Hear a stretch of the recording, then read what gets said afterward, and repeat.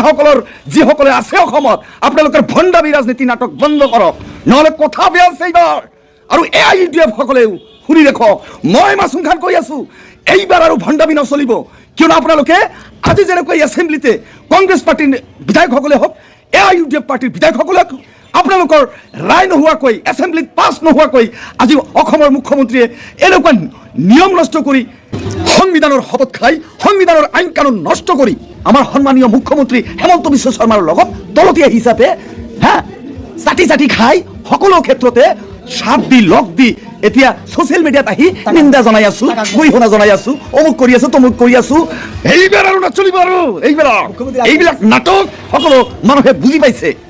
আচলতে সঁচা অৰ্থত ক'ব গ'লে মই মাছুম খান কৈ আছো, সঁচা কথা প্ৰকাশ কৰি আছো। আৰু সঁচা কথা কওঁতে মই কাকো ভয় নকৰোঁ, কাৰো পৰৱা নকৰোঁ। আই ডোণ্ট কেয়াৰ। কিয়নো মোৰ মুখ কোনেও বান্ধি ৰাখিব নোৱাৰে। কিয়নো মই কাৰো পৰা 1 টকা আজিলৈকে মই খোৱা নাই, লোৱা নাই, কাৰো দালালি কৰা নাই। মই আই কেন চেলেঞ্জ ইট। আচলতে সঁচা অৰ্থত ক'ব গ'লে আমাৰ মুছলমানৰ বাবে নিস্বাৰ্থ ত্যাগ কৰি কোনো এতিয়ালৈকে কোনো কাম কৰা নাই। যদি সঁচাকৈ কৰিলে হয় তেনেহ'লে কোনো এটা কাম সমাধান কৰি তাৰপিছত ছ'চিয়েল মিডিয়াত প্ৰকাশ কৰিলে হয়, মই এইটো কেছ ফাইলিং কৰিছোঁ, মই এইটো প্ৰতিবাদ কৰিছোঁ বা এইটো কাম কৰি দেখুৱাইছোঁ।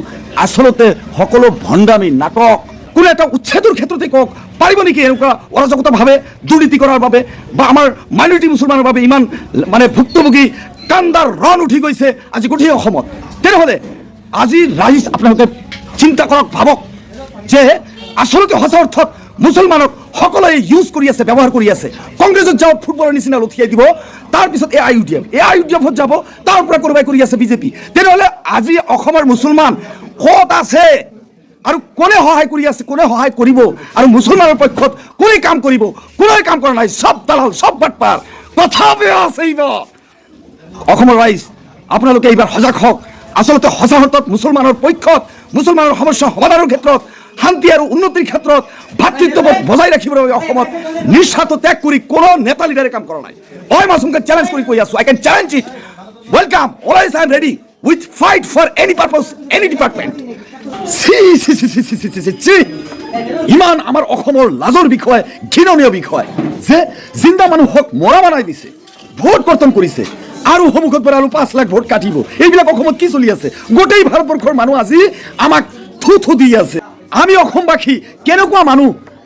আমি অসমত সকলে জাতি, ধৰ্ম, বৰ্ণ, ভাষা নিৰ্বিশেষে আমাৰ ভাতৃত্ববোধ বজাই ৰাখি, ঠিক ৰাখি আমাৰ কৰিবলগীয়া কি আছে সন্মুখত আমাৰ নিশ্চয় চিন্তা কৰিব লাগিব।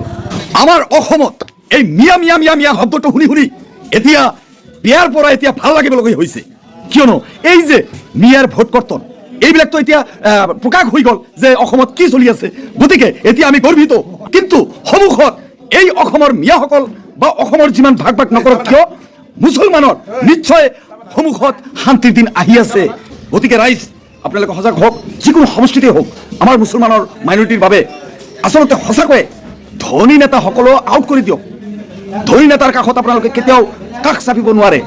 সঁচা অৰ্থত নিৰীহ মোৰ নিচিনা দুখীয়া মানুহ, সাধাৰণ মানুহ সকলো সমষ্টিতে এনেকুৱা বিধায়ক বনাওক। যদি আচলতে সঁচাকৈ আপোনালোকে শান্তি, তৃপ্তি আৰু আপোনালোকে সমষ্টি দুৰ্নীতিমুক্ত কৰিব খোজে, সমষ্টিৰ উন্নয়ন কৰিব খোজে, গতিকে আপোনালোকক মই অনুৰোধ জনাই আছো, এইবিলাক এৰি দিয়ক। ৰাজনৈতিক দল, পাৰ্টি, কংগ্ৰেছ, AIUDF, বিজেপি এইবিলাক এৰি দিয়ক, বাদ দিয়ক।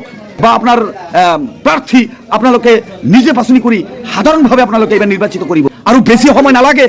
আমাৰ অসমৰ মুছলমানসকলে কেতিয়াও কোনেও নিবিচাৰে যে অসমত কোনো জাতি হিংসা বা ভেদাভেদ ৰাখি ভাতৃত্ববোধ নষ্ট কৰি কোনোৱে চলিব বুলি কোনো মিয়াই, কোনো মুছলমানেই নাভাবে। গতিকে আমাৰ অসমৰ গৌৰৱ শংকৰদেৱৰ অসম, মাধৱদেৱৰ অসম, আজান পীৰৰ অসম, লগতে মই মাছুম খান গোটেই অসমবাসীৰ হৈ কৈ আছো, এইখন আমাৰ জুবিন গাৰ্গৰ অসম।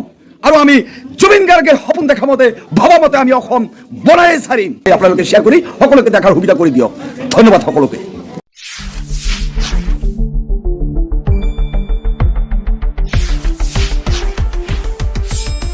শুদ্ধ আৰু বিস্তৃত বাতৰিৰ বাবে চাই থাকক নিউজ ডেস্ক ৰিপৰ্ট।